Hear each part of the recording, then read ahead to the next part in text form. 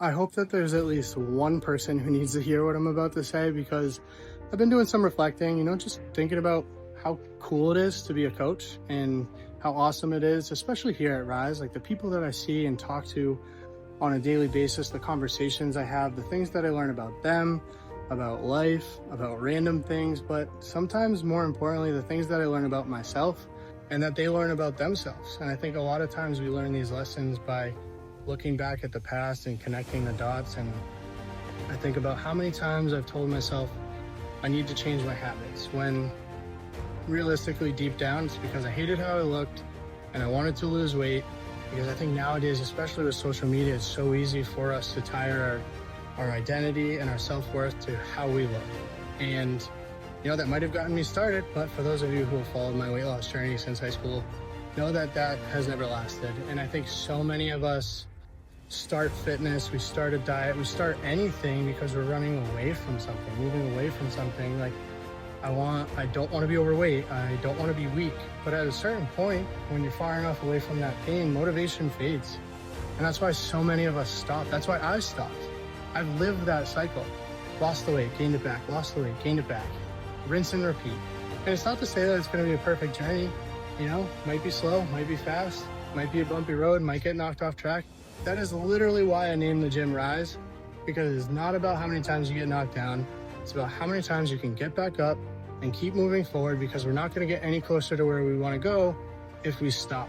And I also think about how for me, my entire journey has never really just been about the workouts. Like there are so many pieces to the puzzle. There's sleep, recovery, nutrition, stress, the mental side of things. Obviously, strength training, fitness, exercise, it's an important piece of the puzzle, don't get me wrong, but you could go for a walk, a run, bike, hike. Exercise is free. It's the accountability, it's the guidance, the support, the environment, the knowledge. Like even coaches have mentors. And so, sometimes I ask myself the question, if I'm not where I want to be, what's holding me back? Is it I don't know what I need to do and I need some guidance? Is it discipline? Is it I don't enjoy what I'm doing? Because sometimes I think joy is more effective than fear and pain in the long run. Or is it I say I should do this, I should do that, and I'm just not following through? Because every time we break a promise to ourselves, we're just losing that self-trust, that self-confidence, that self-respect. Like if every time you made plans with a friend, they bailed on you, would you continue to trust them?